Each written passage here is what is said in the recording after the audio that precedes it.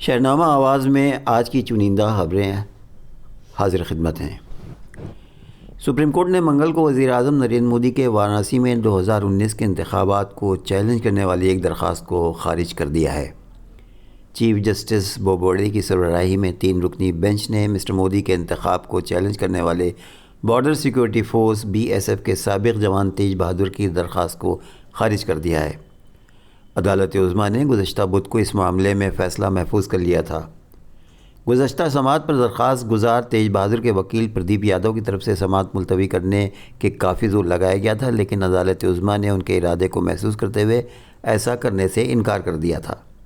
درخواست گزار کے وکیل نے متعدد بار بینچ سے معاملے کی سماعت ملتوی کرنے کی درخواست کی تھی، لیکن جسٹس بوبڈے نے وکیل کے مقصد کو بخوبی بھانپ لیا اور وکیل سے بار بار اجرا کرنے کو کہا تھا۔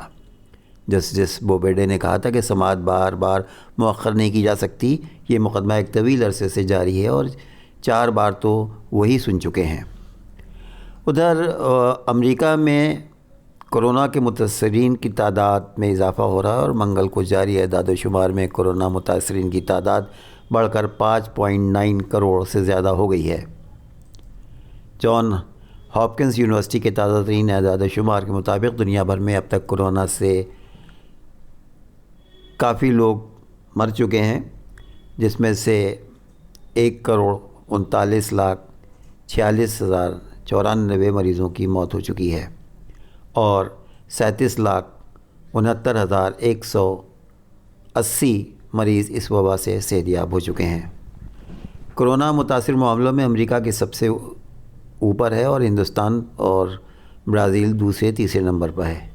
فرانس اور روس تقریباً چوتھے اور 5ویں نمبر پر ہے۔ امریکہ میں اب تک کووڈ سے 1.2 کروڑ سے زیادہ معاملے سامنے آئے ہیں اور وہیں یہاں اس وبا سے مرنے والوں کی تعداد بڑھ کر 2,57,500 سے زیادہ ہو گئی ہے۔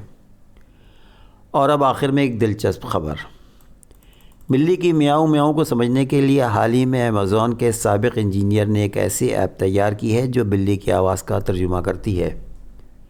اس ایپ کا نام میو ٹاک ہے، جبکہ ایپ بنانے والے انجینئر کا کہنا ہے کہ یہ ابھی آزمائشی مراحل میں ہے، جو کہ پالتو بلی اور اس کے مالک کے لیے بہت معاون ثابت ہوگی۔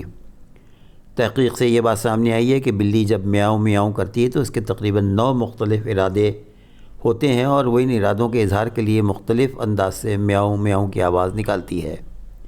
ان 9 ارادوں میں بھوکی ہوں میں، مجھے تکلیف ہو رہی ہے وغیرہ جیسے خیالات شامل ہیں۔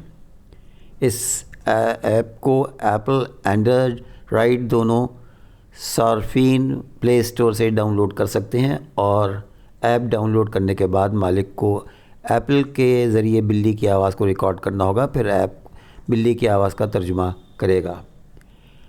آخر میں ہم آپ سے پھر یہی گزارش کریں گے کہ آپ ہمارے چینل کو لائک، شیئر اور سبسکرائب کیجیے۔ بہت بہت شکریہ۔